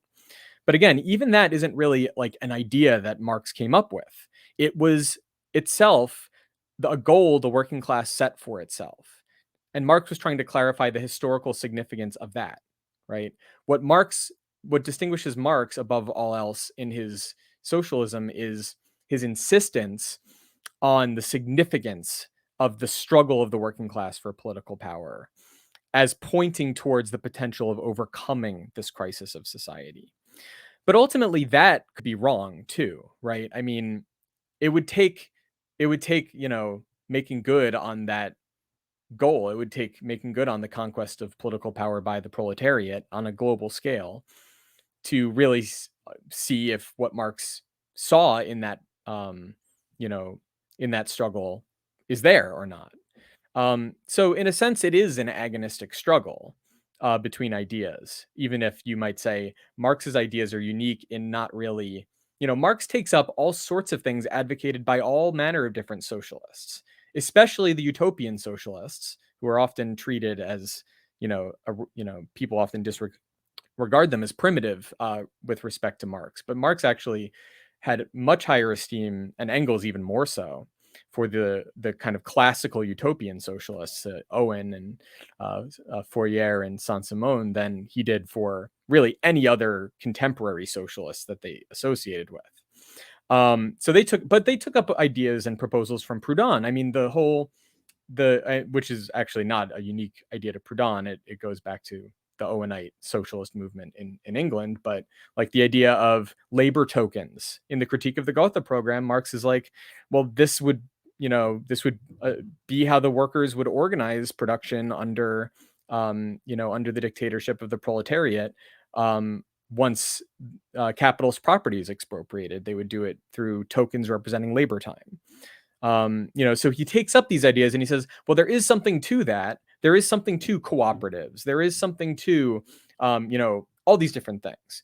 But the problem is they're not being understood in light of this broader historical process and problem. They're being taken up as these sort of, fix all solutions to be implemented in, one way or another. Okay, I'll leave it at that, I guess. I hope that sort of touched upon it. But I do want to just say it is about a struggle of ideas within the course of the real movement, and those ideas being tested through the struggle and the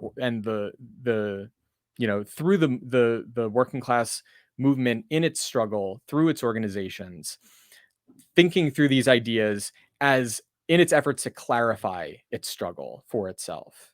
That is how those ideas would be tested. And if there is something really unique and special to Marx, I think there is, because of the significance Marxism had for the proletarian socialist movement for several decades, leading to really to the brink of world revolution around World War I.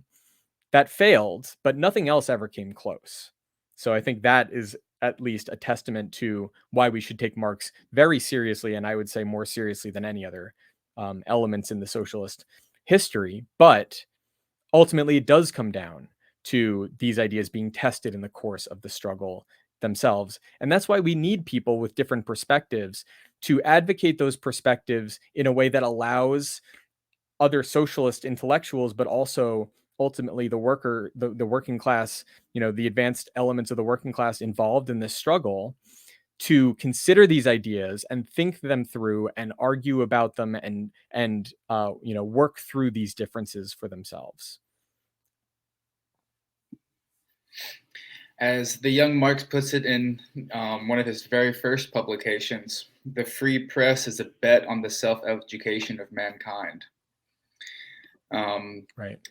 So if Le Guin's ghost had originally asked about so what if theory isn't just telling you what to do, and we said, well, what is it then? And we said it was it's a historical critique. It's history that's theoretical. Now we're being asked, how does the party mediate? What activities of the party do the mediating? Mm-hmm, mm-hmm. Well, so the party, of course, going back to the Johnstone in the Marxist conception, can take a number of different forms at different phases or different stages in the development of the class struggle. So let's just kind of run through it very quickly.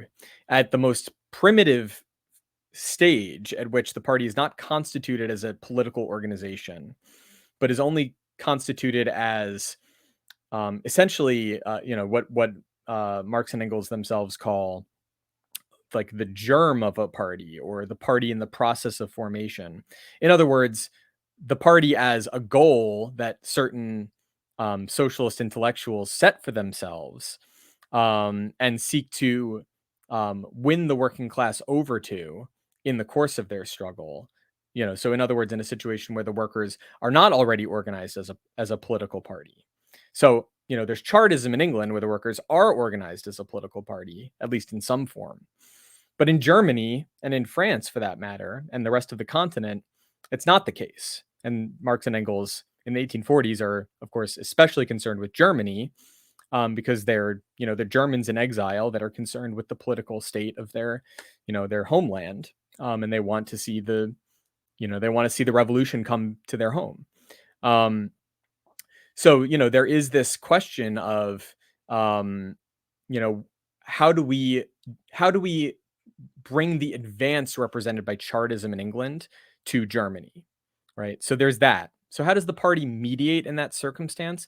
Well, it mediates by providing ideas through which those involved in the struggle, the advanced elements of the struggle, um, the advanced workers and the socialist intellectuals that are oriented towards and engaging with the struggle of the working class, can think through, and not think through in the sense that these are like the sole means by which they can think through what they're dealing with, but it can provide them a way of, can provide them food for thought, so to speak, right? So, like, it's not simply like you have to agree with what these people are saying. It gives you something to think about. Maybe I disagree. Maybe it provokes some other line of thought. Maybe I agree in some ways and not in other ways. Maybe so. It's a matter of helping to fuel the process of um, theoretically engaging with one's practical struggle, by providing different perspectives to consider and work through. Then you have various forms of kind of concrete organization that go kind of proto party, this party nucleus or germ of a party. There's the First International, for example. So, how does the First International mediate? Well, it doesn't mediate at the level of ideas primarily. It mediates at the level of seeking to bring together the struggles of the workers of all different countries in whatever forms they're taking, through whatever forms of organization they're taking. So, the trade unions in England, the cooperatives in France, the Proudhonist cooperatives in France, the democratic struggles in in Eastern and Southern Europe, and so on. Right? There's a variety of forms these are taking. So it's a matter of bringing these together, so that, for one thing, the workers of different countries and organized in different ways, in dealing with different kind of phases in the development of their own class struggle, their own the form the class struggle is taking in their immediate context, can work through the differences that these different contexts, bring to the fore. So potential sources of conflict between them, but also potential grounds for collaboration and common work. The goal essentially being not simply to unite all the workers straightforwardly, but to raise the prospect of uniting the working class as a whole around a common goal. Um, so, because for Marx and Engels, what that ultimately would entail would be the struggle for political power.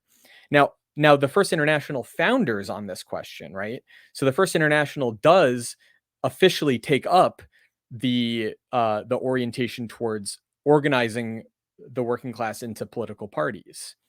But of course, there is the crisis in the First International provoked by the Bakuninists, the abstentionist debate, the debate over abstaining from political action, and that leads to a fundamental schism in the socialist movement and in the working class movement that the Second International takes up. Right. So the Second International, when it forms, excludes the anarchists because they see the exclusion of political abstention as a progressive step forward. It's something that was realized in the course of the struggle. And of course, the fact that the Second International was more successful, as an organization than the First International, or at least you could argue that it was, is a testament to this progress, right?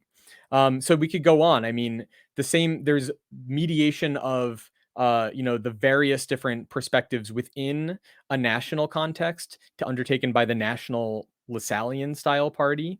So the question of what is the common political struggle of the working class in this context, that's mediated through the democratic contestation within the party congresses and the various organs of party life, the party newspapers, party meetings of party members, auxiliary organizations, and so on. There's all sorts of forms in which this mediation takes place.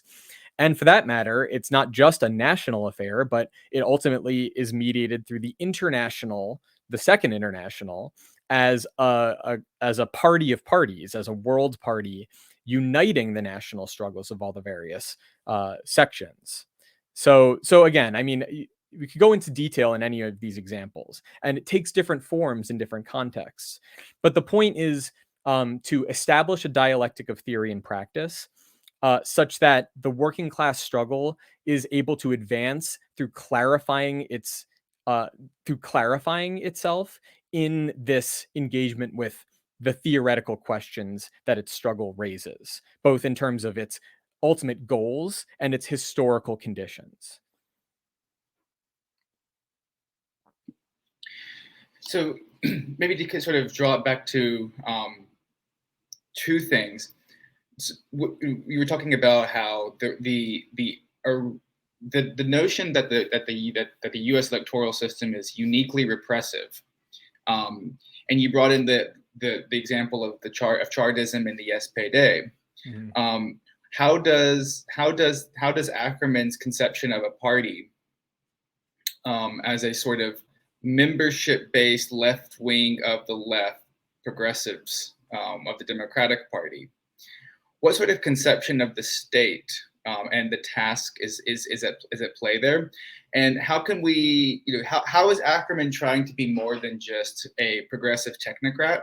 And then on the other hand, like what is actually going wrong with his conception of the state per se? And then on the other hand, could you speak then a little bit to the difference between the unions as they sort of like how working class militancy appears in the 70s versus what the role of unions might be then today? Okay, so I'll try to be quick. I mean, we're coming up against our time limit here. So I'll just put it very simply. I mean, I could give you like the Marxist answer to that question about the state, in the sense of, Ackerman doesn't understand the class character of the state and so on. But just to put it very simply, he takes for granted the existing state. He takes it for granted as simply something to be reckoned with as it is. And his political horizon does not extend beyond that. It does not extend to the question of fundamentally transforming the character of state power, or the horizon of ultimately abolishing the need for state power at all. That is missing. And that's not, you don't need Marxism for that, right? That's kind of a classic liberal standpoint. We shouldn't need this massive coercive machine controlled by like an unaccountable bureaucracy of ever greater proportions and ever more separated from the mass of the people, an unaccountable elite, so to speak. We shouldn't need that. We should be able to go beyond that. Like that should have already been superseded according to the kind of principles underlying this society. And the fact that the state takes on the character it does from 1848 onward as this, not as, subordinated to the will of society through democracy, and even not even necessarily democracy, but through through liberalism, in the sense of, society is really what's significant, and the state just kind of plays a kind of auxiliary function of, providing some basic, administrative, whatever, legal infrastructure. But really, society is like a self-regulating system, and the state just kind of comes in to serve society in its self-regulating activity, as kind of a safeguard, so to speak, or as, a sort of, like a function of society. That sort of libertarian, anarchist, liberal perspective on the state, I mean, it's just essential to have that perspective, I think, if you're at all concerned with revolutionary politics, because at the end of the day, that's what we're talking about when we're talking about revolutionary politics.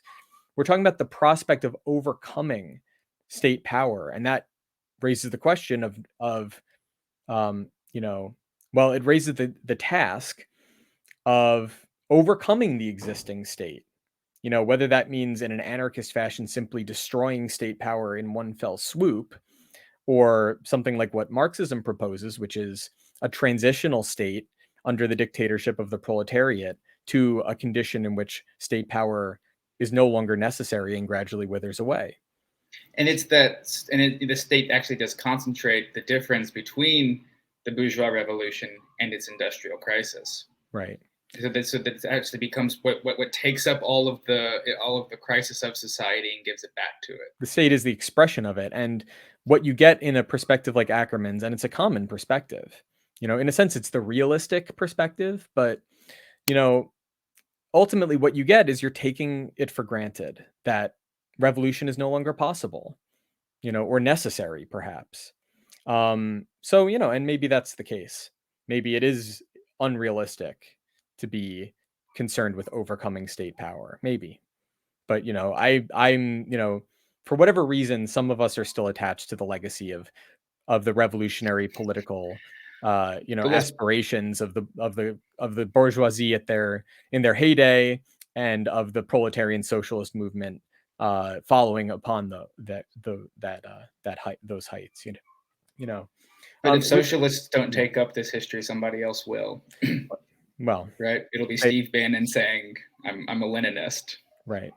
Well, in a sense, you know, you could say, from a kind of conservative perspective, a kind of conservative liberal perspective, that, well, the revolution already has accomplished its goal Hmm. ultimately, Hmm. and what we have now with the state is sort of like an unfortunate, you know, it's like it shouldn't have happened. It was an error that we can correct, right? Right. So we can get rid of this problem without fundamentally changing society.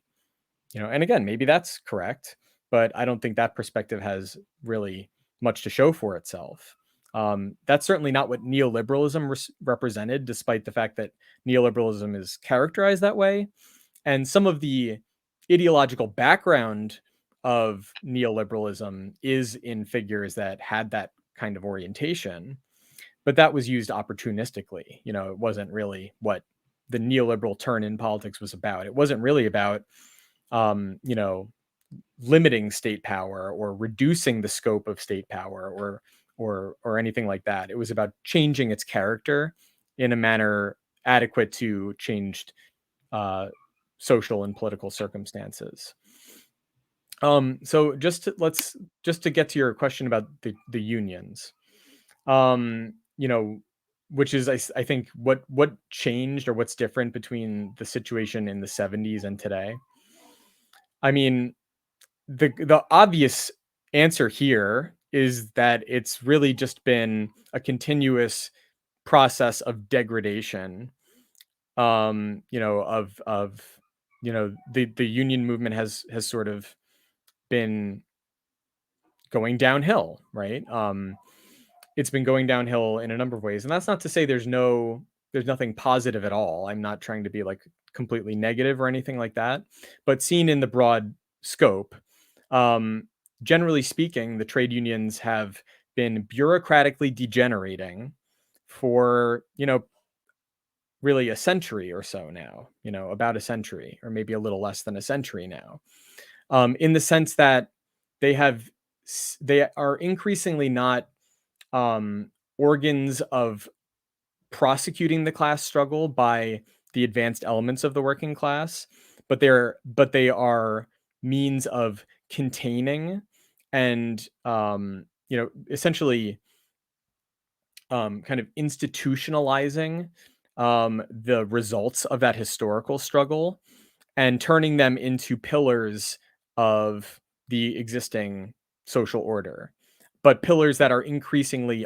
unnecessary, that are increasingly superfluous, and hence increasingly dispensable, which, so the unions, because they're no longer kind of active organs of prosecuting struggle, but conservative organizations, they are dominated by their conservative bureaucratic leadership, who are put on an even more conservative footing generally by their increasing irrelevance and the ability be dispensed with, whether politically as unnecessary for the Democratic Party to maintain their political power, or economically as no longer relevant to the workers, the ways in which workers are currently employed. Um, that's not to write them off altogether. But there was certainly more potential in the 70s in terms of, or at least my impression is that there was more potential in the 70s in terms of the extent to which there was active struggle being prosecuted through the unions than there is now. But that's not to say there's nothing now. There is. There are still workers or there are still union members um, who are actively struggling to advance their interests through their unions, and that may take the form of the leadership of the unions, kind of doing right by their members. But I think more often than not, it will generate a considerable degree of conflict between the union membership and leadership. And those sites of conflict are really significant and substantial as potential sites of engagement by people interested in engaging with the working class where it's at its highest level, which again is not a very high level by historical standards, but compared to the general level of the working class, it's considerable. And of course, there are still instances where unions are spontaneously forming outside of the framework of the AFL-CIO and its unions, or the um, other major unions not part of it. So I think I'm not an expert on this question. I would certainly be willing to defer to anyone who has more expertise, on this question in terms of like the concrete field of potential um, presented by the existing union movement. But generally speaking, I think it's safe to say that it would be necessary to um, advance struggles of workers organized in unions that bring them into conflict not only with their employers, but that, in a sense, force the union leadership to um, either go beyond their conservative mandate to some extent and help advance the struggle, or come into conflict with their own members and either lose their leading position, or at the very least generate um, a desire and a motive and a will within the membership to contest for leadership on the basis of seeking to go beyond the conservative inclinations and tendencies of their current leaders. But of course, the conservative character of the leadership of the bureaucracy is an expression of the low level of the class struggle, of the extent to which the membership is content to have that kind of leadership, that they don't demand more, that they don't need more. So that's kind of the problem, is the low level of the struggle. And how do you turn that around? Well, it's certainly, I would certainly think that there is greater opportunities to turn that around in a substantial way where workers are already organized and hence already have, even if in a very attenuated form, some consciousness of their common interests, not only consciousness in a theoretical sense, but manifested in an organized form, their common interests with their fellow workers, and not only in their specific workplace, but throughout their industry, or even, more broadly than that. And for that matter, have some grasp of the potential of the working class organizing itself to pursue their own interests in the very existence of the unions and whatever gains they're able to um, preserve in continuing to exist. So it's a pretty big question that I don't have any expertise in per se, beyond a kind of general historical sensibility. Um, But I do think that despite the lower level that we're probably facing compared with the 70s, there are, I think, probably a lot of opportunities that could be taken advantage of. But the question is whether, first of all, anyone is trying to. And I'm sure there are socialists out there trying to take advantage of these opportunities. But where they are trying to do so, are they doing so in a fruitful way, or are they botching it? Are they botching it by virtue of the sort of sectarian liabilities that we were discussing earlier?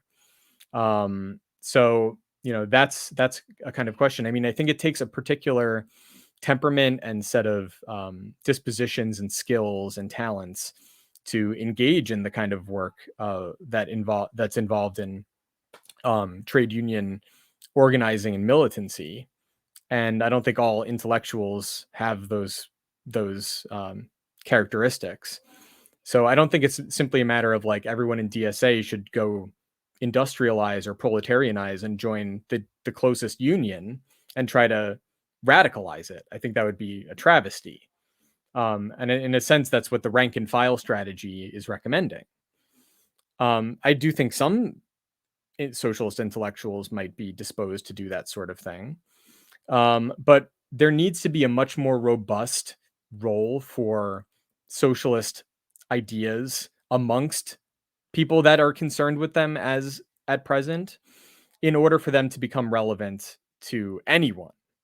And whether that means socialist intellectuals engaged in the trade union movement or simply advanced workers who are looking for ideas to help clarify their struggle. So that's kind of a pretty, you know, there's a lot more that could be said on that question, and I would prefer to talk about it with someone who knows more about it than I do. But There's a that's couple. where I stand. There's a couple of people we could be bringing on. Yeah, probably right to start. All right. Well, thank you everybody for coming today, and you can find us every week. Find Read every week at 5 o'clock Eastern, and typically we would have the intellectual self-defense 2 hours later at this time. We're going to have to postpone that till next week for now.